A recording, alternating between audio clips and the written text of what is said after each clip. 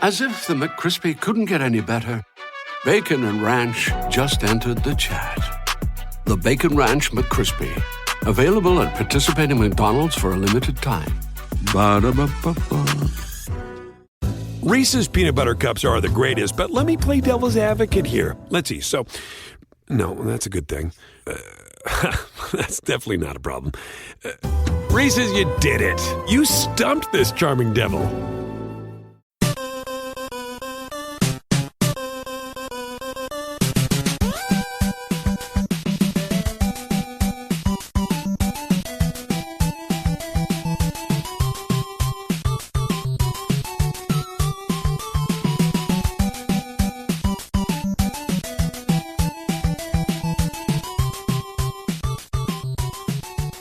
Welcome to the family here on Purple Mafia. I am your host, Paladino Joey, or Joey Awajan. Purple Mafia is available on thesportstuff.com, iTunes, Stitcher, and Double Twist. Welcome back to the show. Last week we were very excited. We had a quarterback throw for 350 yards. It was against a team that, the defense isn't so good, but their offense was scary. But the Vikings defense was all right. You had an old adversary, an old friend who had become an adversary, threatened to stick it to us, and, well, he got stuck to pretty good. That was Adrian Peterson. You had an old adversary in the quarterback, Drew Brees, who was part of the dirty, hated, cheating New Orleans Saints from the Deep South. But then came the Pittsburgh Steelers. And the nightmare was only beginning.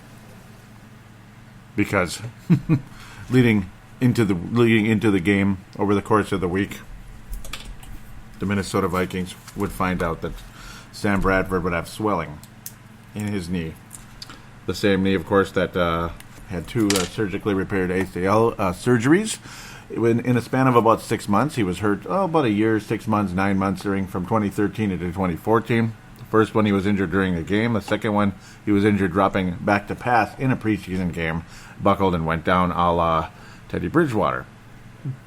They say that it is commonplace for surgically repaired knees to swell up like that. But, there's a lot of scar tissue in there, and who knows, maybe they'll need arthroscopic surgery, something like that, clean things up. It's all yet to be determined. The reaction of Mike Zimmer after the game was basically like, I'm tired of answering questions about Sam Bradford.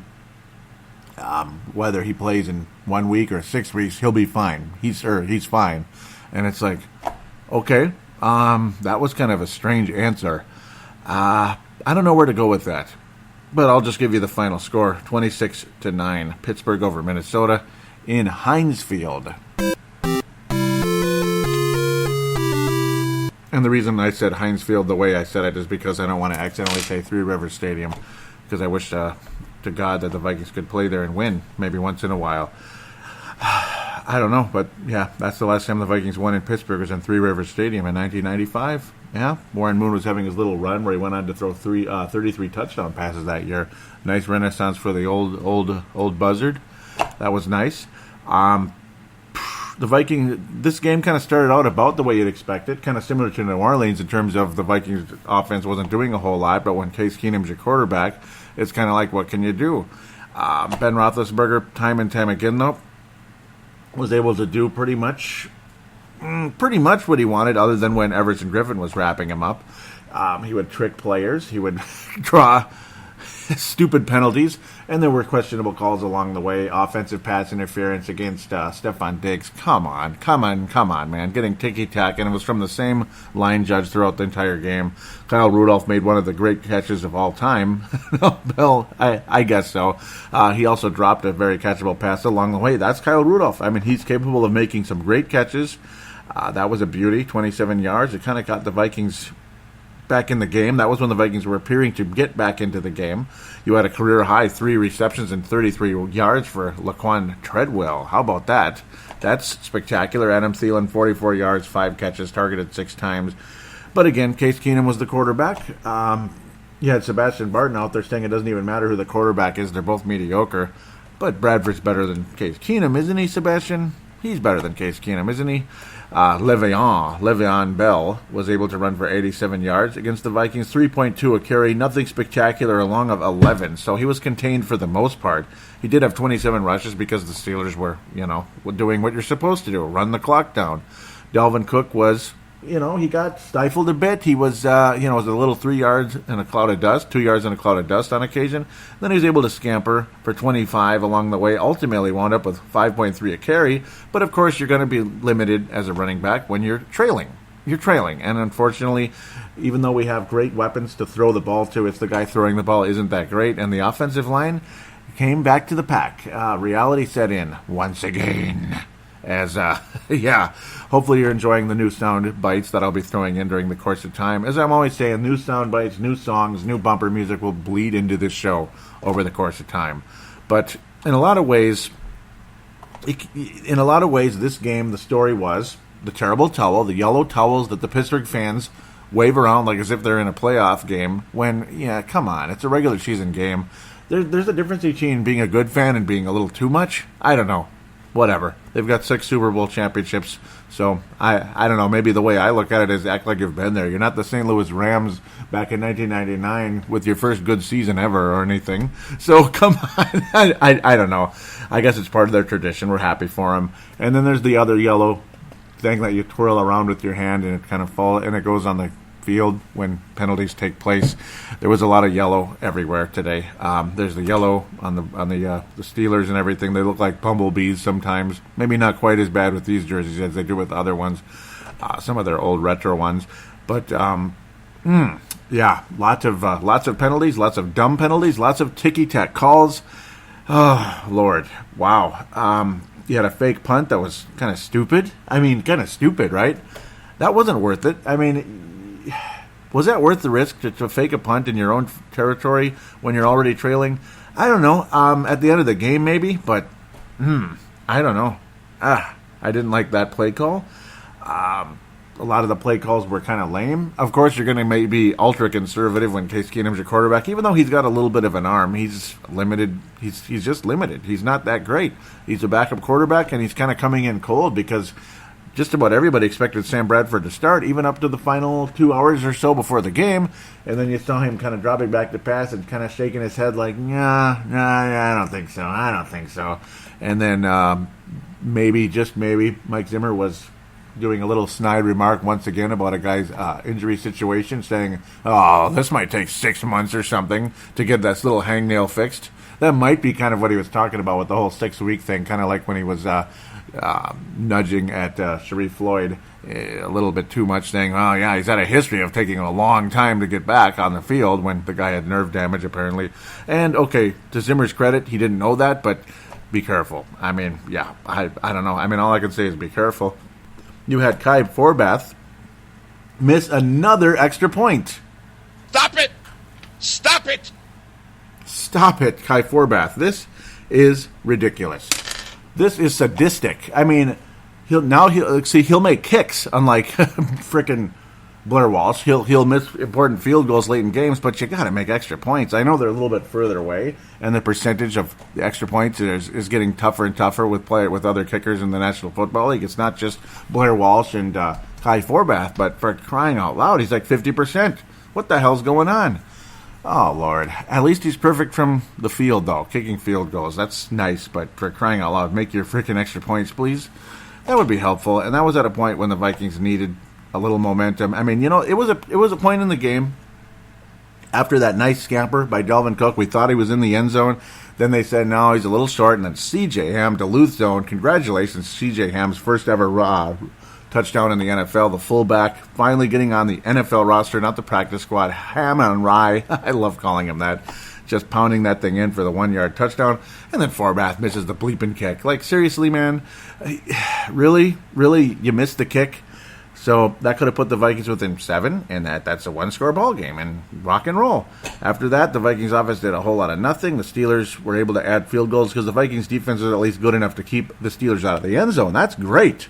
But Chris Boswell made all of them. Of course, the 43-yarder late there, that just kind of helped push things over the edge. A stupid penalty on the Vikings again. Just another stupid penalty. Encroachment again on the Vikings. Again, when Boswell missed the kick, and then, you get a little closer, and then he makes it. Boswell makes the kick. I mean, that's just great. So, of course that happened. That was when it became a 23-9 ball game. And then later on, it was just kind of like, whatever. And the Vikings offense did a whole lot of nothing, and the Steelers were able to kneel and run the clock out. Early on, though, Vikings had numerous opportunities along the way. I got to bitch and moan a little bit, though, about the Steelers' first touchdown of the game with about 3 minutes remaining in the first quarter, about 4 minutes at the time because the clock was running down. I mean, I don't know. Sebastian was saying they do it all the time, but, and this is Sebastian Barton, of course, the well-known Sebastian Barton Purple Press Box podcast, and of course he's been one of the legends of Purple Mafia lore for many, many years, along with the Mark Carlson's, Dave Hickeys. We can go on forever. Gerald Strings. Dave Martin's becoming a huge part of the show. Love him out of the UK area. I believe maybe he was working in Northern Scotland, because I remember him saying Northern Scotland a long time ago, and now he says UK. So maybe that's my bad there, and I do apologize. he'll probably hit me up on the correct answer there. I hate saying the wrong thing. I really do. I mean, I used to say Tanae Brown was from Australia when he's from New Zealand. Whoops. So I like to tell people, I like to mention the correct location where they're from. I wouldn't want somebody to say I'm from Iowa or Wisconsin. Not that I'd find it insulting, but it's just, I get it right, damn it, right?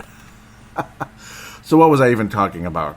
I was talking about the 2-point, the Steelers going for a 2-point conversion after the first touchdown. I mean, you'll hear a little bit about that. I'm going to dig into the in-game thread in the third segment. Typical show, obviously, game review right here. Second segment, the NFL/NFC North roundup, much more NFC North, and then previewing the Tampa Bay Buccaneers. Oh, goody. That's going to be fun, but at least it's in U.S. Bank Stadium. That helps a little bit, but the Vikings' history playing the Bucs there or here has not been good over the years, and yeah, I kind of have those guys playing in the Super Bowl, along with another club that's been flashing around in the background here.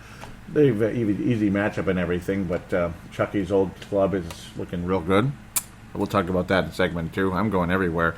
But why the hell are you going for a 2-point conversion after the first touchdown in the game? I mean, it's just like a middle finger to the Vikings or whoever your opponent is. I don't know. It just seems like a little bit of arrogance to me. Maybe I'm too sensitive, but it bugs me.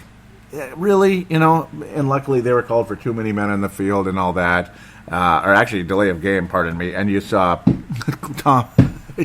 Mike Tomlin throwing his hands up in the air, and you saw Roethlisberger kind of hanging his head. So good, they kind of got what they deserved there, and they made their extra point. Congratulations, Chris Boswell, on succeeding and making an extra point. Kai Forbath, you're my favorite kicker on this team for a couple of years at least, because Blair Walsh, I don't know, I have a hard time with that, with those easy misses. When you need the kick at the end of a game, missing key field goals during the course of time, but please start making those extra points, Kai, or he's probably going to be looking for a job next, unfortunately. Yeah, I did not like that 2-point conversion attempt right at the beginning of the game there. I mean, come on, man. Is that really necessary? I mean, I don't know, and I've kind of always, a long time ago, back in the early 90s when I started watching football, I liked Pittsburgh. I even liked Green Bay back then because I didn't get it. I was a teenager who just kind of was just getting in the game. And I like, it's cool to think, this local team, this team close to the Vikings called the Packers, I kind of liked them for a little while. And then when Packer fans started running their mouths because, well, back then they had sucked forever. And then once Favre started taking over, they started running their mouth. And I realized just how much, Packer fans and how many reasons you want to hate the Packers.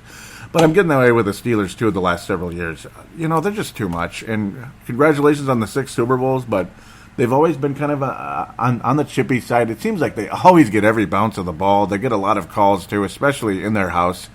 I mean, it's a great franchise. I respect that. I appreciate what they've accomplished over many, many, many, many years.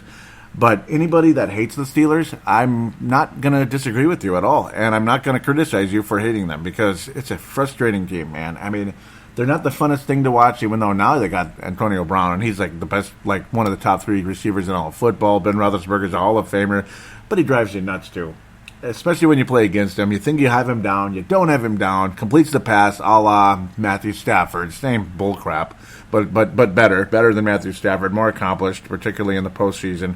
just tougher because he's wearing that jersey and that helmet, not the Detroit Lions jersey and helmet. Trust me, that does make a difference, just like the Yankees pinstripes makes a difference. It really does.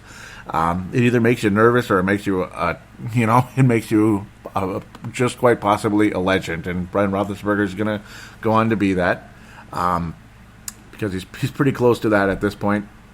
But again, I hate their chippy style. Again, the bounce of the ball seems to always go their way. It's almost the same thing with the Dallas Cowboys in a way. They're not as obnoxious as the Cowboys and their fans, but still, oh man. I'm not a fan of the Pittsburgh Steelers, and again, I don't blame anybody who would be. The frustration dates all the way back to the Super Bowl way back in, was it 1974, January 75, of course, because you know how that works. The season bleeds into January. It's like the Vikings were in the game the whole time, and no, I wasn't there, but history and people that talk to me that are older that were there, at least as, they were young, but they were there, not at the game, but they were watching it. The Vikings were in the game, and of course you do a lot of reading, like I like to do, in the game the whole time, and Terry Bradshaw just ran the bleeping clock down for 12 bleeping minutes, and then they scored a touchdown. And it's like, really? So to think the Vikings were within 4 points as long as they were, one freaking touchdown, one fumble recovery, maybe just one little tip of the ball, one fingertip difference, bring a guy down an inch sooner, something like that, so the Steelers can't move the chains and burn the clock like they were. And, God, the Vikings' history would be completely different because one Super Bowl championship changes history forever. It does.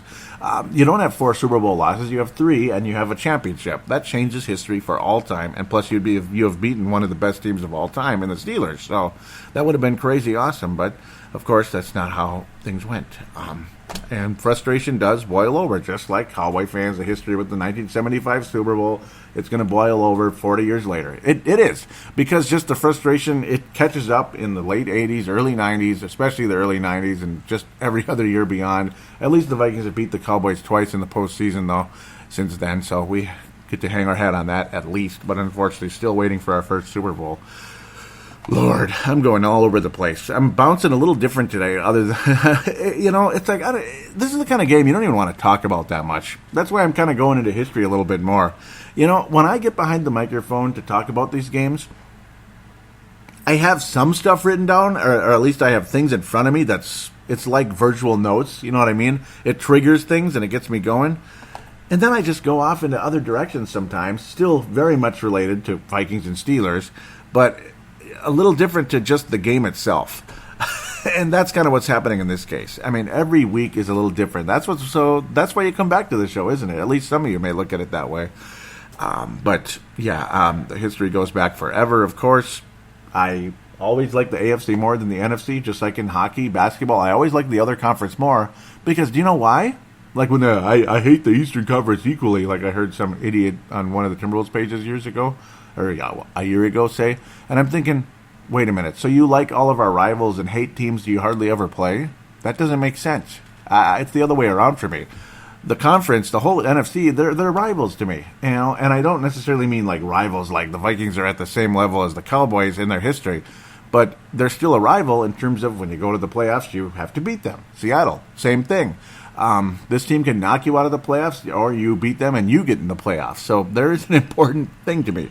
AFC, I don't feel the same way, but Pittsburgh, to me, that's the one team in the AFC that I really, really do not like at all. So, boom, that's about it for that. I had a soundbite with a gavel, and it didn't work out. It's screwed up, so I'll have to get a new one. So I was going to bang a gavel. I'll just have to do this for now. There. Case closed. I hate the Steelers. They're my least favorite team. So important, right? You just had to know that. Least favorite team in the AFC. Trey Waynes needs a lot of work. He's not as, he's one of those guys, like I said, it's like he shows flashes. You see the little frustration. You see the flashes like you saw with Xavier Rhodes early on. But now it's getting to a point with Trey Waynes. Xavier Rhodes was already really good at this stage where Trey Waynes is in terms of time in the games and all that. Now, Waynes maybe was, he wasn't thrown to the wolves as soon as Xavier Rhodes, and that got Rhodes more comfortable out there. But at the same time, Waynes has seen enough snaps in this league. I think he needs to get better, and he's not gotten better called for more bullcrap penalties, and you know what? Ticky-tack or not, still, come on. And he's still getting beat, and he got beat last week too. Still getting beat with bullcrap penalties, and again, of course, it's just stay with the guy. Enough with the stupid contact. Stop giving the ref reason to throw the bleeping flag. Stop giving the ref a decision to make a judgment call. Think about it that way. You might think it's a bullcrap judgment call, but stop putting yourself in the position for that. Stop putting yourself in the 50%, 40% range of getting that gall-darn yellow thing flying to the ground. I'd rather see leaves fly to the ground than that any day, even though it sucks cleaning them up. But yeah, well, I want the Vikings to win, damn it, and they're not going to win when the secondary is getting beat, when guys like Trey Waynes are getting burned like that. That's why Trey Waynes led the team in tackles last week against the New Orleans Saints because, well, did you see how good Xavier Rhodes did against Antonio Brown during the course of today's game? He did pretty damn good, didn't he? He wasn't perfect, but he was pretty damn good, and he got hurt again, tweaked a bit some more. That's unfortunate. Hopefully, Xavier Rhodes will be able to get back into the swing of things again. Luckily, he was able to get back in the game, but he tweaked his knee last week as well. Knee or like lower leg type of injury, that type of situation with Xavier Rhodes. It's almost more of a mystery with him lately with where the injury is, but it's been bugging him a little bit. But there's a reason why they were throwing the ball to Trey Waynes today. There is a reason why they're throwing the ball to Trey Waynes last week as well. And whenever Trey Waynes is in the game, they're going to throw the ball his way because they're not really that scared of him. They believe they can beat him. And while Trey Waynes is making the tackle, that means the guy caught the ball, right? So that means the guy caught the ball. The player he's trying to defend. And that would be, in this case, was Bryant during the course of the game. It felt like Bryant was just dominating out there, and in a lot of ways he kind of was. Martavis Bryant, 3 catches, 91 yards officially. He was only targeted 4 times. That's kind of hard to believe, but again, 91 yards, though. He was burned badly on him being Trey Waynes, a 51-yard play.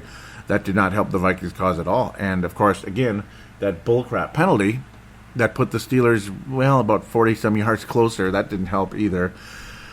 11 penalties on the Vikings today. Not good. And that just kind of leaves you sitting here. This could have been a short game review, but I started kind of going off into history, and sometimes when I get that way, I tend to kind of drag things a little longer maybe than I need to. Whatever, right? Let's just pass out some awards, I suppose. Fran Tarkington Award for this week. Is it Kyle Rudolph for the spectacular catch or Everson Griffin for the 2 sacks? And he was a factor during the course of the game, and I appreciate what he was able to do in there. He was wreaking havoc a bit, even got 4 solo tackles along the way, 2 sacks on Ben Roethlisberger. I'm going to give it to Everson Griffin. He helped keep the Vikings in the game, did a great job. Linval Joseph was awesome as well. Tackles for loss for him along the way, 4 tackles in the game, and they were all just huge, big moments for the Vikings, helping things go in the right direction. Brian Robinson, I got to give him and Kai Forbath. Not Kai Forbath. Missing an extra point is bad, but Brian Robinson, what are you doing? I mean, why are you biting on a hard count when the Steelers are way back in their own territory? Like, they're not that stupid, are they? Do you really think that? He bit on a hard count. It gave the Steelers life once again, and of course the Steelers wound up with a field goal on that drive because Brian Robinson just, that was a terrible play. So I don't know. I'm going to give it to Brian Robinson and Trey Waynes. They're both going to get the Christian Ponder Memorial for this show. At this point, if people are mad at me for giving it to Trey Waynes, I don't know why. I mean, he was very frustrating in this game. He had some good moments, and he had some very bad ones, and it drove me nuts. The other guy, though, okay, what am I talking about? Xavier Rhodes deserves the Fran Tarkenton Memorial. He really does. I mean, he outplayed everybody. Well, obviously, I'm going to give it to Xavier Rhodes and Everson Griffin. Xavier Rhodes and Everson Griffin, both of them really were keeping the Vikings in the game. And that's pretty much where I'm going to wrap things up with the game review right there. Xavier Rhodes and Everson Griffin, they get the gavel for this week. They get the awards. They get the Fran Tarkenton Award, and, of course, Brian Robinson and Trey Waynes getting the other side of things. Defensive lineman and secondary, once again, either most valuable or least valuable this week. Can't give it to Case Keenum for least valuable because, well, at least he didn't turn the ball over. He just was mediocre like expected against a Steelers defense that's very aggressive. It's a beatable defense, but they're extremely aggressive, and their record in home openers with Tomlin in charge, 10-1 now, just crazy. 11-1 actually. It was 10-1, now 11-1. That's insane. So just history's on the Steelers side. It always is, and they just, I don't know. Whenever they lose a player, they replace him, and they replace him well. Mendenhall and all that. You got Le'Veon Bell, and others along the way over the course of time. So that's the Steelers. That's the Vikings right now. History is not on the Vikings side once again. We'll be back for the NFC North Roundup, NFL Roundup, and preview those Tampa Bay Buccaneers coming to U.S. Bank Stadium.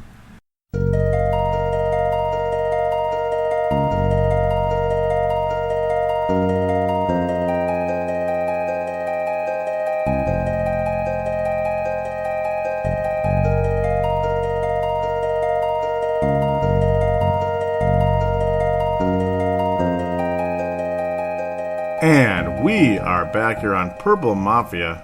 It is time for segment number 2, the NFL Roundup, NFC North Roundup, and, of course, previewing the Tampa Bay Buccaneers.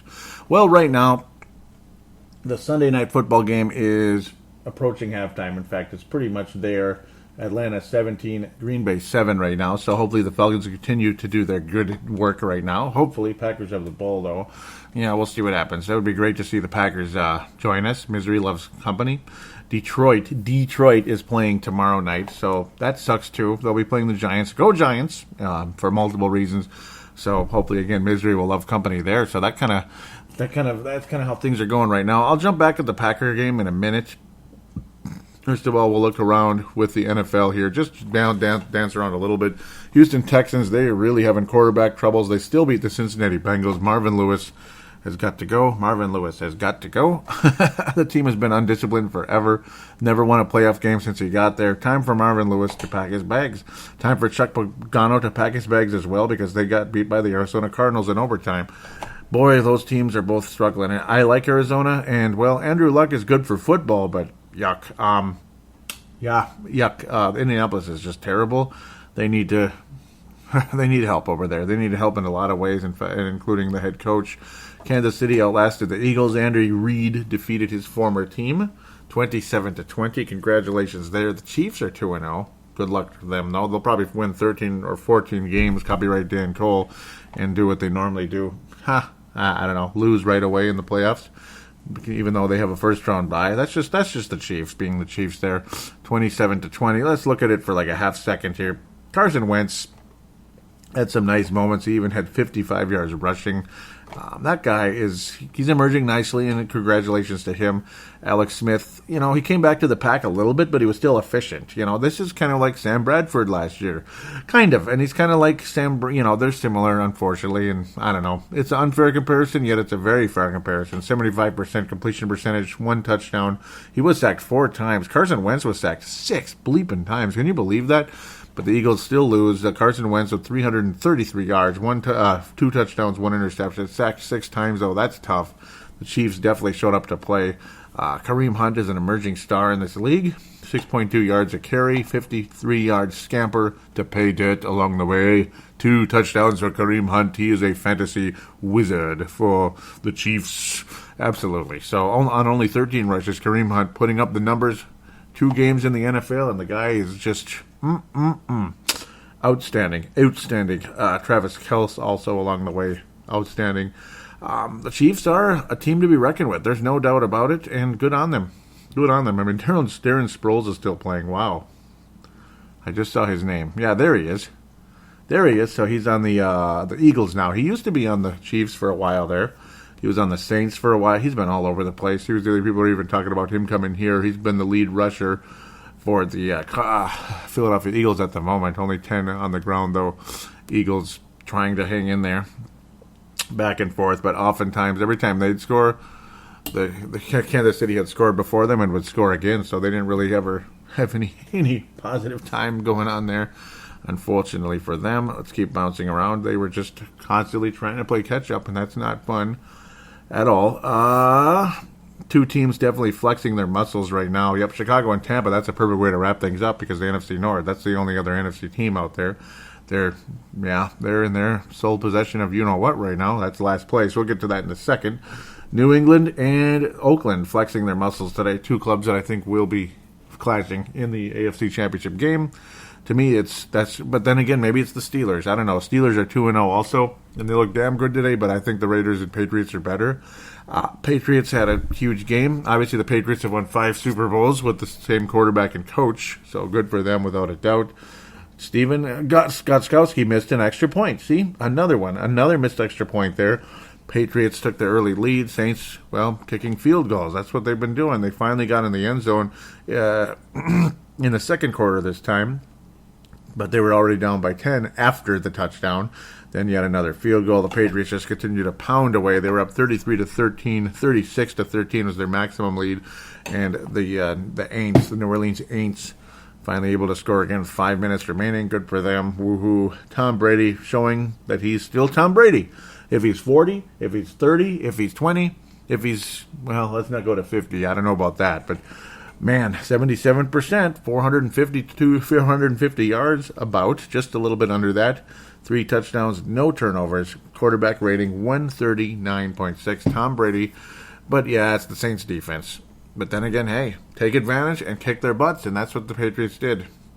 The Chiefs look awfully good right now, though. I mean, there's no doubt they frustrated Carson Wentz as well. But, we'll just have to wait and see. I don't trust the Chiefs going into the playoffs. Another unwatchable type of game. Carolina beats the Bills 9-3. Yuck. I mean, that's like, I don't know if the Twins ever... That's like if, I don't know, maybe Kyle Gibson's pitching. The Twins score 1 trillion runs because they're scared. They might have to... Kyle Gibson lately has been good for them, but on occasion, like today, he gave up 5 runs in the first couple innings, pretty much. So it's like the Twins naturally have this fear, like, oh my God, we got to really crank some home runs today. We got to really score. They always score like 11, 12 runs or something when Kyle Gibson's pitching. Gosh, this game won't go to halftime. The Falcons score again. Wow. Good job, Atlanta. Oh, doggies. I love it. Atlanta scores again. I'm not a Falcon fan at all, but then again, if they're playing the Packers, how do you not like the Falcons? And yes, their offense is freaking awesome, and it wasn't Julio Jones that got the touchdown there. The Falcons dominating Coleman there with the play from Matty Ice, as they like to call him. 24-7. Falcons are putting the Packers in their place at the moment, just like last year in the NFC Championship game. It did not go well. Okay, speaking of NFC champions, the Carolina Panthers, who probably won't be doing that for a while. Not the same, not even close. Yuck. I don't know, 9-6. Is there anything else to really to say? Tyrod Taylor and Cam Newton, meh, kind of games. Newton a little bit better, but sacked 6 times by that tough Buffalo defense. Lucky for them, they still scored because Carolina's defense showed up as well. And that's about all I got to say. Running game was better for Carolina, and that was pretty much the difference, I'd say, along with Newton just being a naturally better quarterback than Tyrod Taylor at this stage. I kind of like Buffalo, though. Shoot. Too bad they couldn't get anything going. Well, that's their problem, I guess, at this point. Oh, this thing is slow as a you-know-what. Oh, man. Okay, Tennessee crushes Jacksonville. Congratulations there. The future division champions in that division over there. Go Titans, 37-13 over the Jaguars. Boy, what happened to the Jags? Strong week last week. They weren't playing a very good team or anything. Like Houston, they suck, obviously. But, geez, Jacksonville just smushed 37-16. I don't know what else really to say. It's scary to think Jacksonville's up 3-0 at one point, and Tennessee just went kablooey the rest of the way. Good, solid running game overall. When they didn't have to run all that much, Marcus Mariota was good, and the Tennessee defense getting the job done as well. Oh, well, it's too bad. I'd like to see Jacksonville do a little better than that. They have some entertaining players on that roster. Cleveland and Baltimore. The Cleveland Browns can't get the job done. 24-10. Baltimore looking strong. Maybe going back to the playoffs again. Cleveland 0-2. And, oh boy, LaShawn Kinsler. LaShawn Kaiser, not Kinsler. I'm getting it mixed up with Kinsler with the Twins there. Kaiser there. Looking for some concussion protocol. So that's unfortunate with Kaiser, and the Cleveland Browns. Tough game for them against the former Browns, the Baltimore Ravens. That sucks. Oakland crushes the New York Jets. Yes, it is just end the season. Jets, Jets, just end the season. But geez, Oakland just crushing them, looking like an awesome team. Celebrating a little too much though. Maybe not necessary, Mr. Marshawn Lynch. Maybe you better slow down with the celebrating a little bit. I'm glad they won though, and they look like a really nice team. I don't mind seeing the Jets do well, but just keep it going, Oakland. Miami, nice little win over the LA Chargers team, which had nobody in attendance, and Luke Rasmussen locally here was pointing that out to me. There was nobody at the game. What's going on? They couldn't even sell out a 33,000 seat soccer stadium. What the hell is this? LA Chargers, what a joke. What a joke. The Rams couldn't sell out their game either against the Redskins. We'll talk about that in a second. That game, good job, Miami, getting their first win in their first game, because last week Tampa Bay and Miami could not play because obviously, what bad luck is that? And why would you want two Florida teams playing at home like that? And when, I don't know, whatever. It is what it is, right? I don't know. It's not like they can play on the road the whole season, but it's just, I don't know. It just seems like there's always a hurricane right at the beginning of the NFL season, and that's too bad. Jay Cutler had an okay game, solid. This is when he actually plays fairly good. 101 quarterback rating, 1 touchdown, solid. Rivers, he was good too, but the Chargers just did not show up to play. He just, he was awesome, to be quite frank. 80% completion, 331 yards, but just not a whole lot of help around him, and they could not beat the Dolphins. Denver crushes Dallas 42-17. Gotta love that. Dak Prescott did not have a good day. Denver, it doesn't matter who's on that team. They just got a good defense, and it doesn't matter who's on the offense. Though Anderson's a nice little running back. I've always liked him. He was one of the main reasons they won that Super Bowl, I thought, at least on the offensive side. C.J. Anderson's one of those underrated guys. He's good. I like C.J. Anderson. He had a huge day, 118 yards. Awesome. Dak Prescott struggled in a big way, 2 interceptions. Trevor Siemian wasn't that much better, but still had a strong quarterback rating because of his accuracy, and 4 touchdowns. That definitely helps. Definitely helps. Washington escaped the Rams 27-20. The Rams do look a lot better, but they were brought back down to reality a little bit after crushing the Colts last week, 27-20. The Rams showing up to play a little bit, but couldn't get the job done. Poor tackling down the stretch, though, and that did not help the Rams cause late in that game. That's just too bad. When it was 20-20, just could not bring the guy down, and that was kind of the end of that. Seattle 12-9, no further comment. Just bring frickin' Russell Wilson down, and that's what the 49ers couldn't do when it mattered most. The guy just can escape. The guy could escape a fire, for crying out loud. It's just, God, it's so frustrating. I hate that crap. Okay, let's keep moving. Packers are trailing 24-7. That's awesome. Obviously, Detroit and New York. I do think the Giants will win that game. It is in Giants Stadium. They lost last week to Dallas. I would hope and pray for the Giants' case that they will.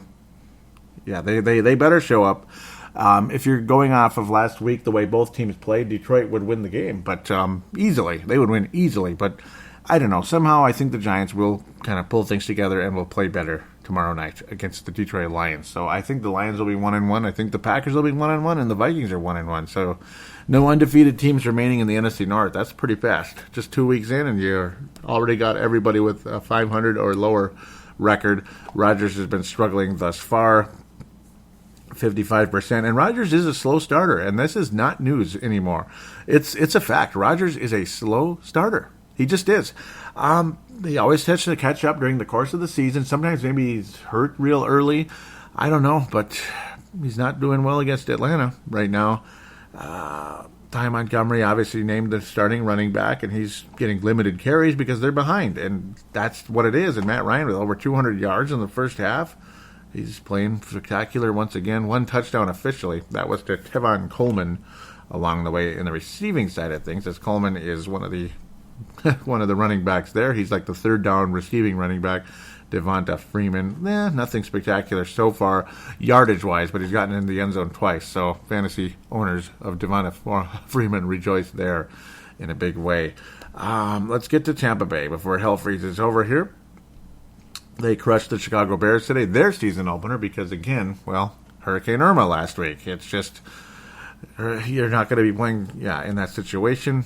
And those freaking looters there, they know what they can do to themselves, too. I mean, really? Really, you're going to exploit a hurricane? You're going to go and rob places because there's a hurricane? It's just, why? Those looters in Florida, they just, I'm not going to grandstand too much. But man, my God, they know what they can do to themselves. Mike Glennon turned the ball over 3 times, 2 interceptions, fumble lost. It was a stupid interception along the way. Just like, what are you throwing to, man? Are you throwing to your ex-teammate, or what are you doing? Jameis Winston, not the most spectacular game, but he's coming around. Quarterback rating 91.5. I don't know. Maybe I'm jumping the gun a little too fast. Wow, Ryan Fitzpatrick is still alive. Almost forgot about the guy. He's on the Bucs now. Yep. Attempted 1 pass along the way when, things were going where they were going. He was just handing the ball off, trying to wrap the game up there. Because you don't want Jameis Winston getting hurt. Some cheap little nonsense at the last second. Jordan Howard has, boy, oh boy, oh boy. Ouch, man. This is kind of like how Adrian started the season last year. 9 rushes, 7 yards. Oh. What the bloody hell is this? I mean, yeah. Okay, Jordan Howard, that kind of sucks. That sucks, Jordan. You suck. Tariq Cohen didn't fare a whole lot better. 1.9 a carry on 7 rushes for 13 yards. And Tariq Cohen fumbled too. 4 turnovers for the Bears overall in that case. That is just some garbage. Whatever. Well, that's the Bears for you. They suck big time. And you know what? I have a soft spot for the Bears. They're my second favorite NFC North team. But again, that's not saying a whole lot because that's not like, Detroit and Green Bay. Yeah, yuck. Can't stand them, obviously. Tampa Bay, though, I mean, Jacquizz Rodgers, strong along the way. Not a spectacular game, but a consistent game, and he got in the end zone. Peyton Barber, well, not spectacular, but he pushed the ball forward, and that's all he really had to do. It's a small sample size, only 1 game. When we expected 2 games, it would have been interesting to see how Tampa would fare against Miami. They're a little better than the Bears. I mean, they made the playoffs last year, and they have an okay quarterback in Jay Cutler. The Bears fans might not agree with that, but, Miami might be a little better surrounding right now for him. Tampa Bay, though, Jameis Winston, obviously very dangerous. Their defense is real solid as well. They forced turnovers. 4 in the game. I don't know. Put it this way. If Case Keenum's the quarterback, there's no way the Vikings win the game. Even though at this moment, Tampa Bay doesn't seem like this spectacular team ready to go to the Super Bowl, but they're going to go to the Super Bowl at some point. You can tell this is going to be a Super Bowl type of team. Like, Carolina at least went to 1 Super Bowl, right? So that counts. They were a Super Bowl team. They even went 15-1. Tampa's going to have a strong season pretty soon. I think this year I've got this sneaky feeling they're going to make a run to the Super Bowl, or at least the NFC title game or something. They're going to do something. They're going to win a postseason game on the road. They probably won't win their division because they just.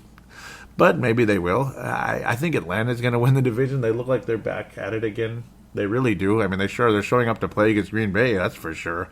It's a home game, but it helps. Tampa Bay, though, so many good players, and they force turnovers again, like I keep saying. Quan Alexander, Robert McClain, both getting interceptions at Glennon today. One of them was a pick 6. That was a terrible pass by Mike Glennon, who's not that bad of a quarterback, but a pick 6 by Robert McClain took it all the way to the end zone, and you deflected a pass as well. Valuable guy, and he, again, got the job done. If Sam Bradford's the quarterback, I like the Vikings' chances. But I'm still scared. I'm still scared. At least it's if it's a home, it's a home game that does help. And Bradford, I gotta think. I think he's gonna be back. I do. I don't know though. They gotta make a decision on what they need to do. Does he need arthroscopic surgery? Is there too much scar tissue? That's the talk. There's a lot of scar tissue, and that might be helping cause the swelling. Heck, my wrist swells up sometimes. I had a injury in the past, and I've had cysts from it too. Cysts form because of the trauma in there. I don't know, man. I want to believe the Vikings can win the game. I don't like this matchup at all. I really don't. Mike Evans, a valuable wide receiver there as well. Huge guy, 6'5". Lord, first round pick just a couple of years back, and he's just been so huge. I mean, he's big and he's just spectacular. See, he's the perfect target for upcoming quarterback as well. Young receiver, big guy. It's a great combination. Mike Evans and Jameis Winston. I mean, last year, 1,300 yards, 12 touchdowns. He had 12 touchdowns as a rookie in 2014, 7th overall pick. The Buccaneers just in really good position here. They have a good, very good offense, a strong running game. Their defense forces turnovers. I don't like the Vikings' chances right now. I'm getting a crappy feeling. I really am. Like, even if... Oh, boy. You know, it's like even if Sam Bradford's healthy, I don't know. I don't know. Even if he's healthy enough to play, is he really healthy enough to play? You know, like when he takes a hit, is he going to go out? And if he goes out and Case Keenum's the quarterback, oh, boy. I'm not comfortable with that at all right now. Case Keenum plays any snaps in the game, they're going to lose unless the Vikings defense forces a turnover. I mean, that's the key here. You know, it's always like that. Like, you got to pressure the quarterback, this and that, and it's, again, kindergarten football analysis. But, you know, sometimes the most basic stuff is all it is. I mean, the game's won in the trenches. But to me, again, if you're going to beat the Buccaneers, you got to force some turnovers. You've got to get interceptions of Jameis Winston. You've got to force fumbles with this running back or maybe Winston. And he's a big, tough guy. He loves his crab. Okay, I got to stop that. That's old news. Big, tough, strong, young, up-and-coming stud. He's had 4,000 yards in both of his years. And 4,000 yards isn't what it used to be, but it's still big time. And the guy's just going to continue to improve. And it's his third year. I mean, it's not like he's a rookie right now. It's not like it's just his second year. He's in his third year. And a third year...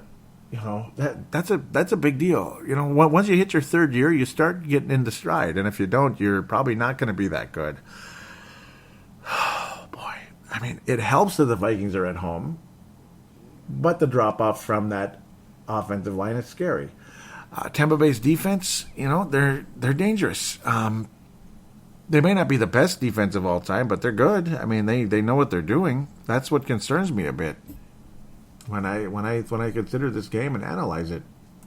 Brent Grimes was a nice veteran addition in the offseason. I mean, he gets about 4 interceptions a year. I mean, he's been a name with Miami and other places along the way. I mean, Quan Alexander's got the value.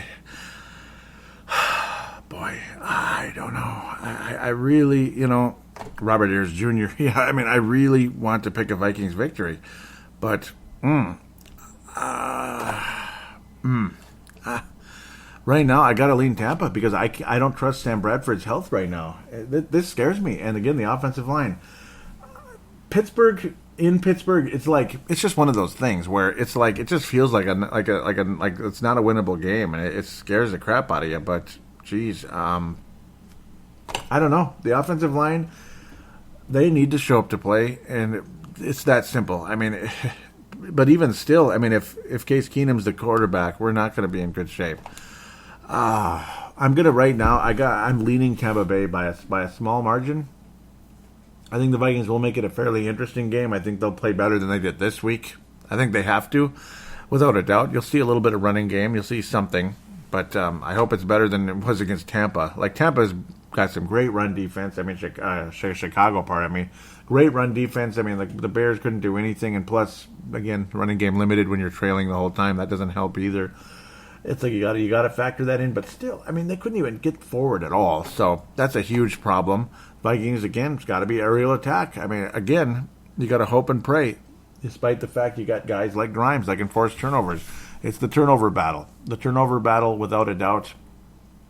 In this one, the Vikings defense needs to get turnovers and special teams. They're going to need help. The offense is going to be limited to a point that they're going to need help. The defense, Vikings defense is fantastic, but it needs help. I mean, they gave up 26 points today to the Steelers, you know, so And a poor offense doesn't help because the defense gets tired when the offense gives them no break at all. When it's 3 out, 3 out, 3 out, 3 out.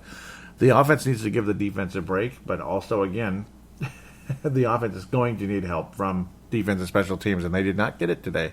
Jarek McKinnon was solid on the returns, but still, we're talking he needs to bring it to the house. It's going to have to be something like that.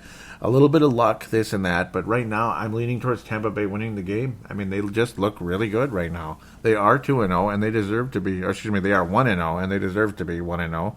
They feel like 2-0 after the previous week, but I think they would have beaten Miami. They would have been closer than Chicago, but they feel like 2-0 after beating the Bears. Atlanta played. They didn't play as well against the Bears, but they sure as hell look a lot better right now. They're just crushing Aaron Rodgers as we speak. Sorry, that's why I'm turning my head if the audio is different. So, whatever. I'm going to pick Tampa to win. I'm going crazy. 20. 24-20. There's that score again. I bet you're getting sick of hearing it, but 24-20. The scores have been kind of around those ranges, kind of. You've seen a lot of 20s. You haven't seen 30s yet with the Vikings, either side of the ball. So 24-20, the Vikings do not win the game. Tampa Bay wins the game when the Vikings start 1-2 on the season. And it's time for a reality check here. Things need to come around, and hopefully, again, Bradford can get healthy. Maybe he doesn't play. Too bad the Vikings do not have Teddy Bridgewater. It's just, but it is what it is. We have to wait until at least the first 8 weeks here, and that sucks. When you're on the PUP list, you miss half the season. So that's where things stand, and Bridgewater probably wouldn't be very healthy at this moment anyway. So that's where things stand. Let's wrap things up.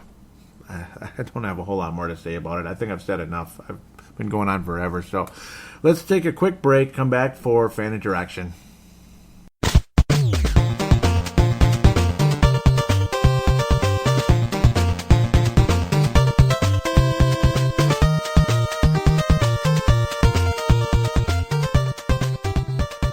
And we are back here on Purple Mafia. This is segment number 3, fan interaction segment. Looks like no call-ins or audio submissions at this point, so that's a bummer, but totally understandable. People are too busy or whatever it is. Brent Jacobson, Mad Martin, the frequent contributors in that department, and other people out there very welcome to do so. Pardon me.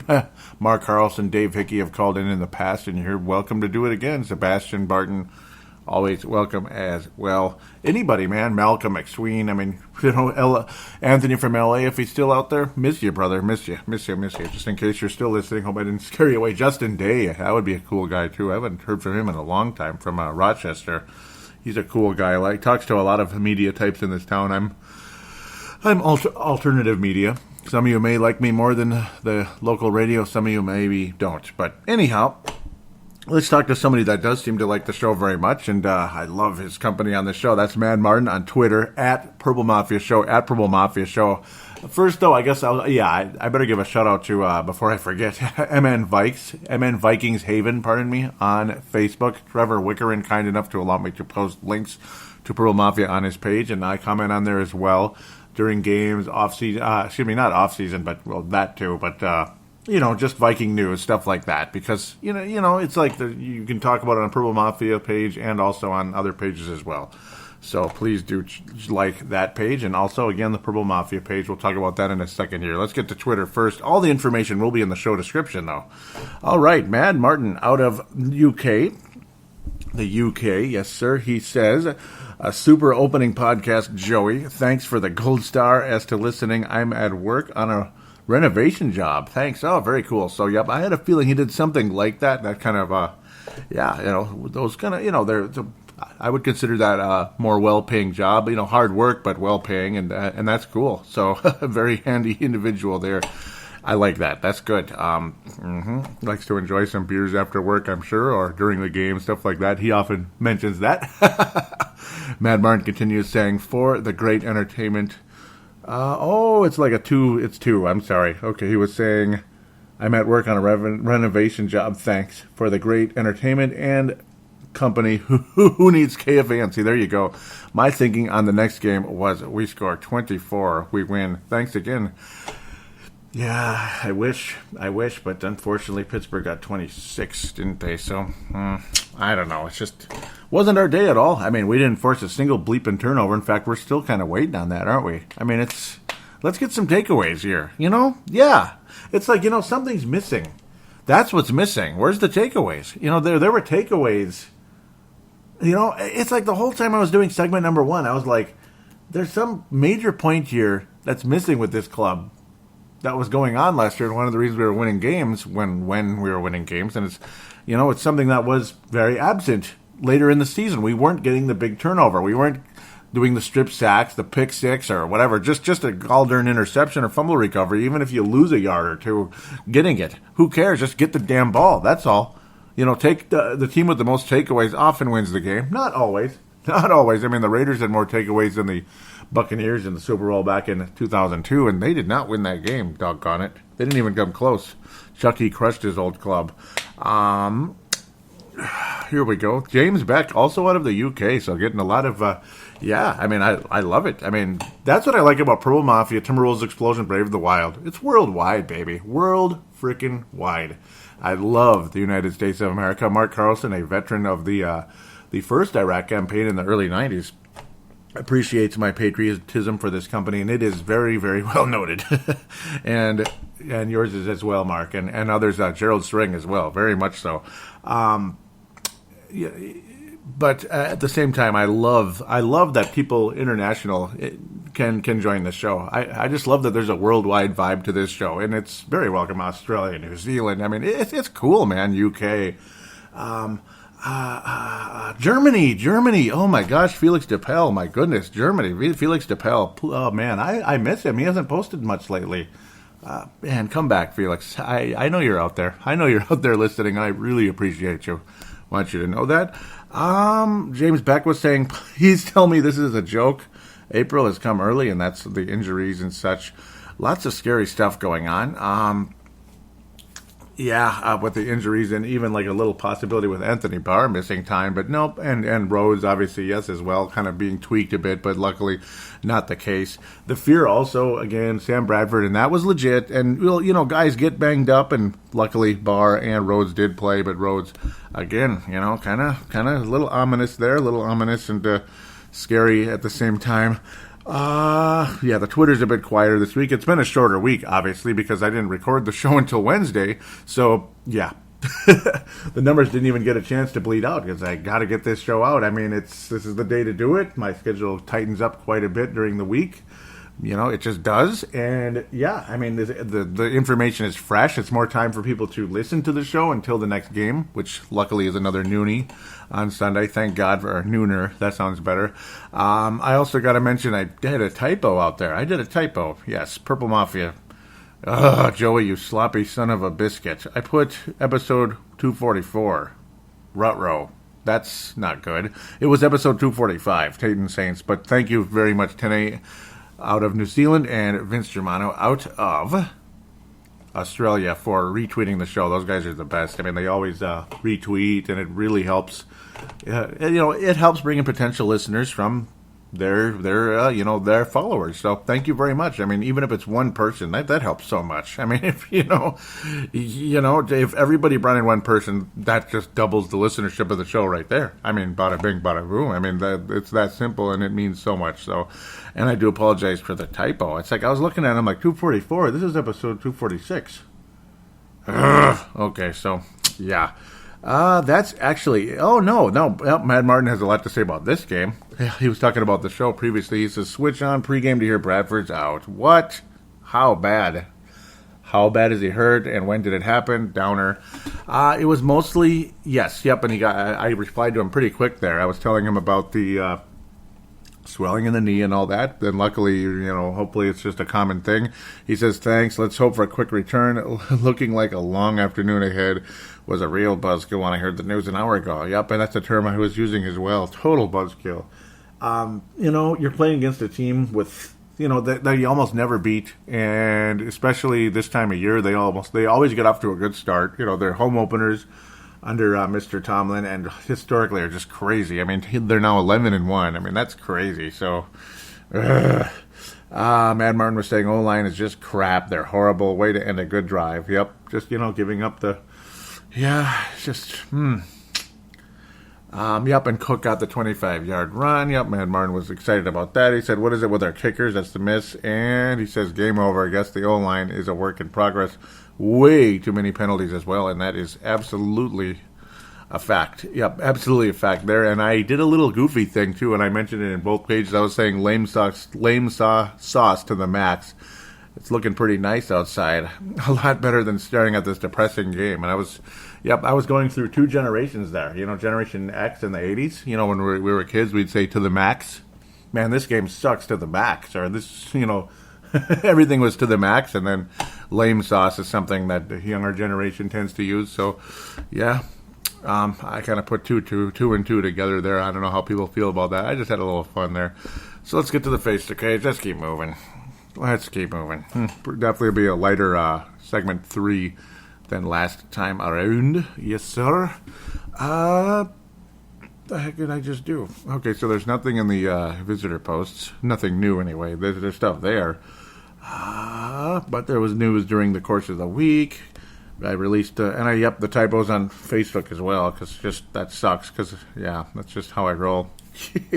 Mark Carlson says, love Mad Martin's comments. Stick it, and Mr. Stickman. Yep, that was awesome. Great stuff. Yep, I agree, Mark. Mark out of Iowa. He says, Mark continues here with, I missed the first half of the game. That was, of course, the Saints game.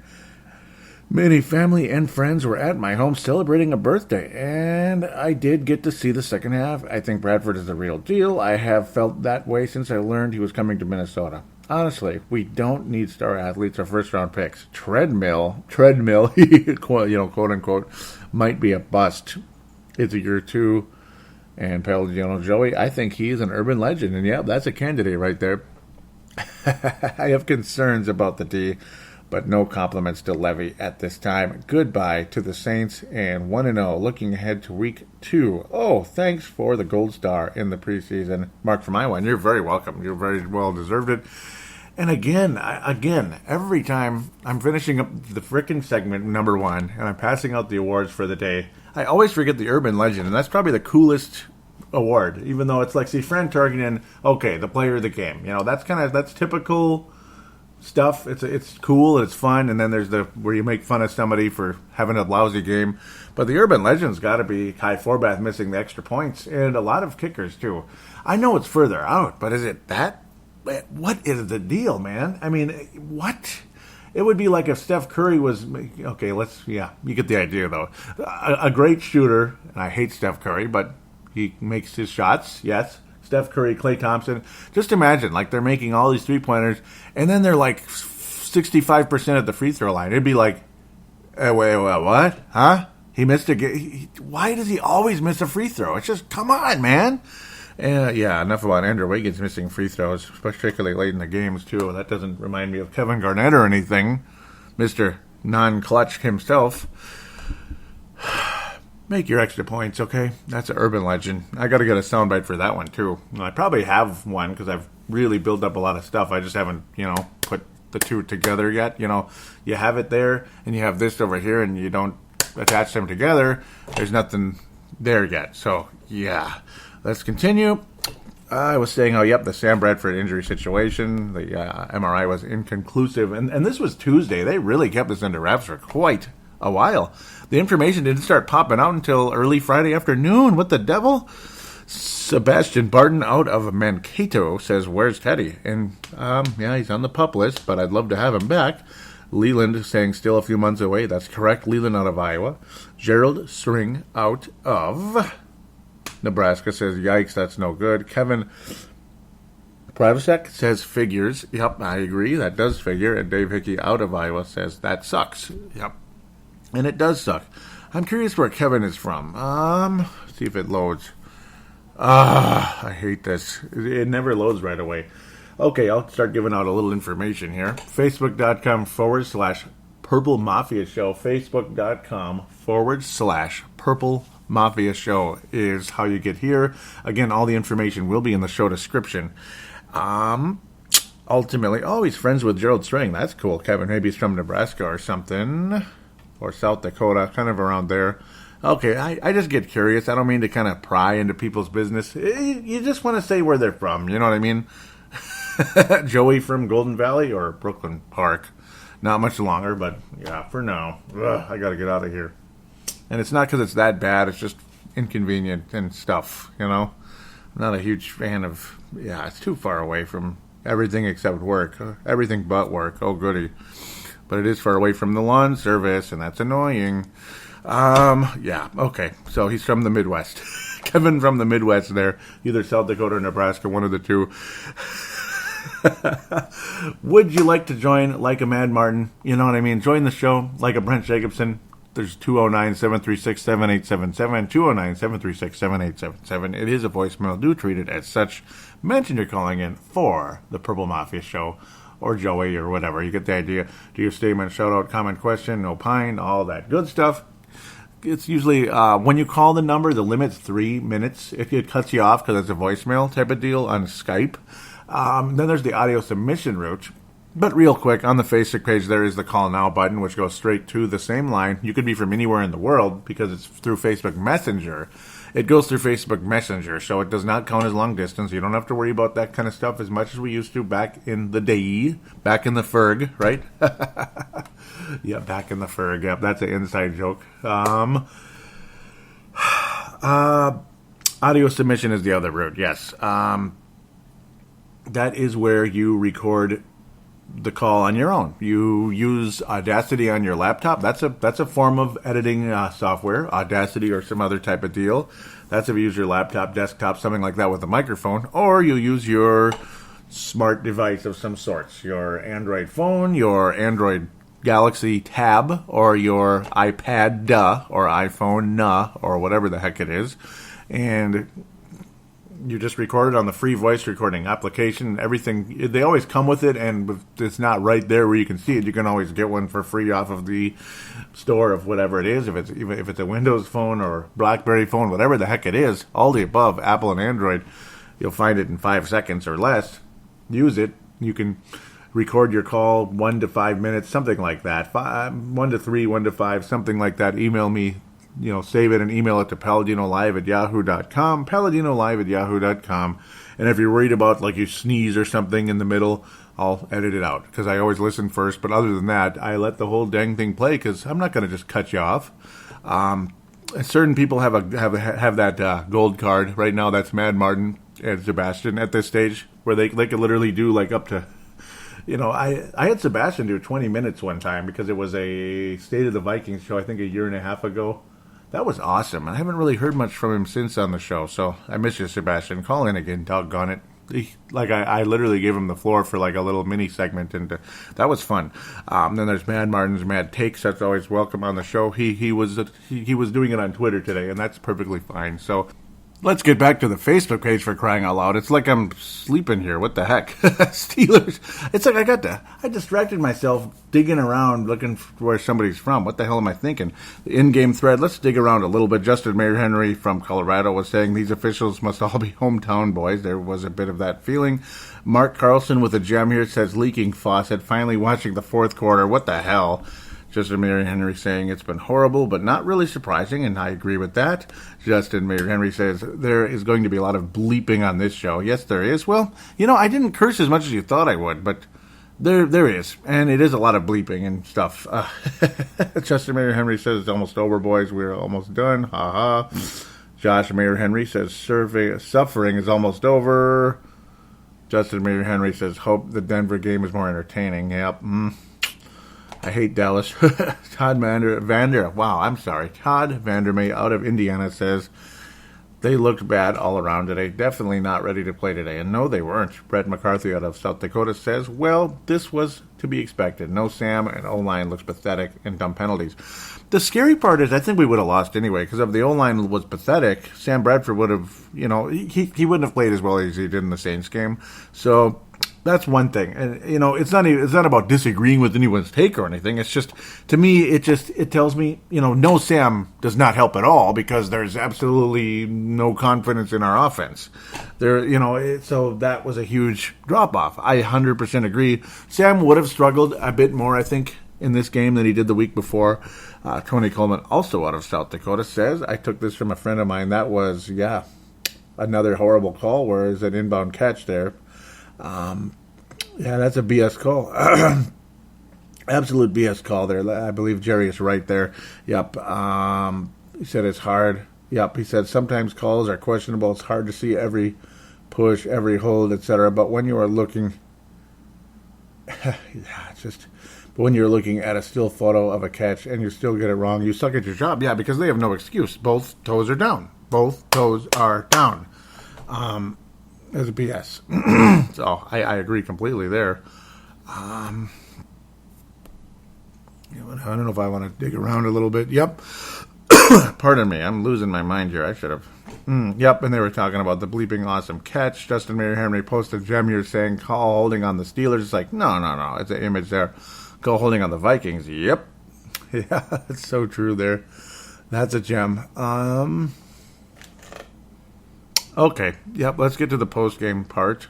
It got a little bit quieter. Oh, yeah, there was a comment earlier, too, a blip on Fox Sports, I believe. Yep, it said Adrian Peterson will be released by the Saints.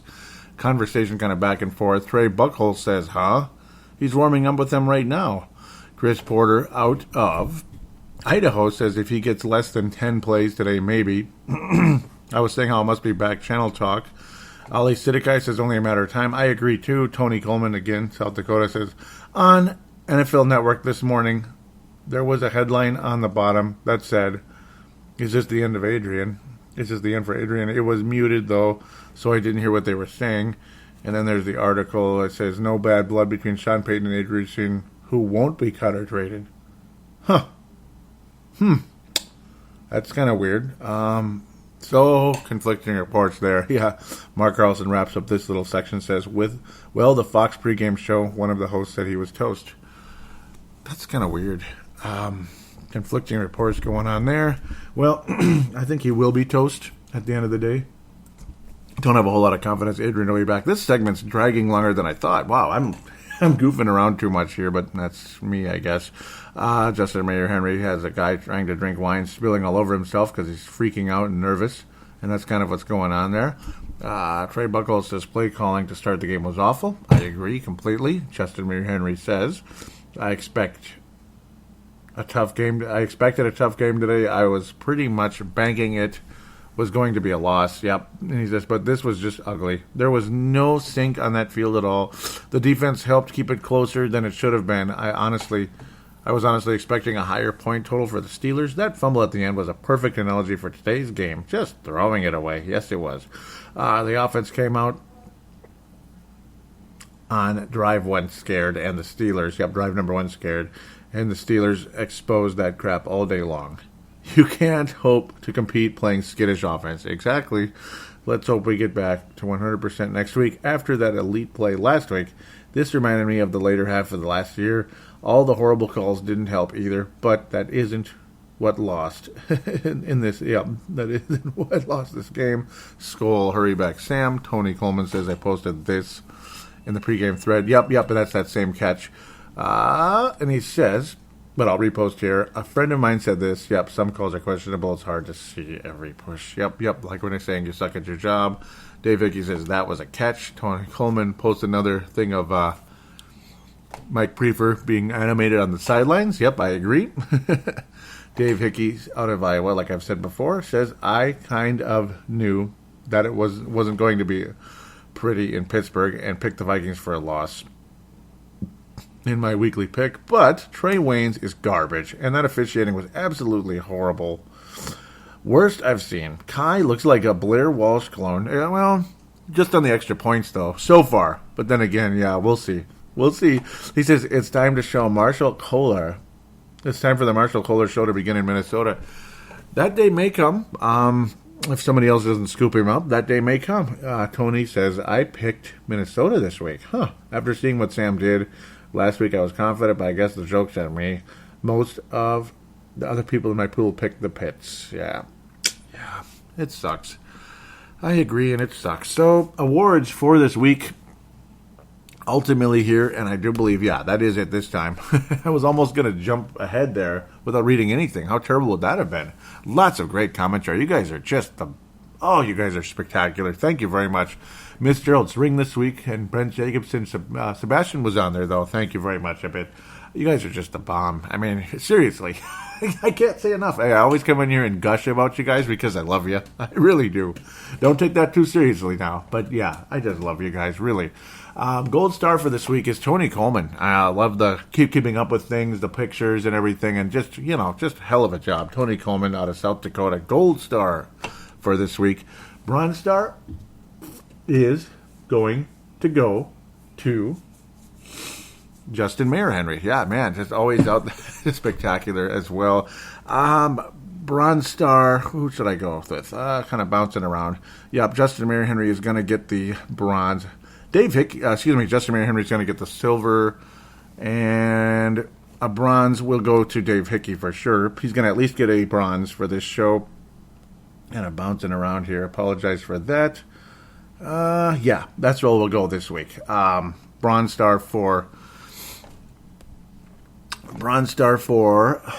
Josh Mayer Henry and Dave Hickey. Yep, those guys will share the bronze. Justin Mayer Henry gets the silver, and gold star to Tony Coleman for this week. Thank you guys very much for your interaction. You always make it so worth it. Thank you, and God bless. What a roller coaster the weather's going to be. It's cooled down dramatically now. It was super hot just like 2 days ago. Super hot. Like 90 degrees and humid. Not as humid as like the heat of the summer, but humid enough. The dew point was above 60 with minimal breeze on Friday. That was kind of tough. And then it started to pick up a little bit. I don't know what's going on with the weather. It's back and forth, crazy. I don't know if it's all these like wannabe hurricanes out there, because there's a lot of tropical-ish storms kind of down there in the South, the Caribbean, and on the other side of Mexico, there's another one. That's kind of weird. I don't see that very often. I don't get it. Is it a typhoon or a hurricane? Because that's technically the Pacific Ocean. So I don't know. I don't get it. Trust me, I don't get it. So that's my weather report for this week. My little weather rant, weather rave, whatever it is. It's weird, but it feels nice out today. It's going to get hot out again, cold again, hot, cold, hot, cold. It's kind of weird. But I guess that's Minnesota, I suppose. Or that's modern day America, I guess. For whatever reason. So God bless everybody. We'll be back next week. Hopefully a victory over the Tampa Bay Buccaneers. Until then, take care, and we'll be back soon.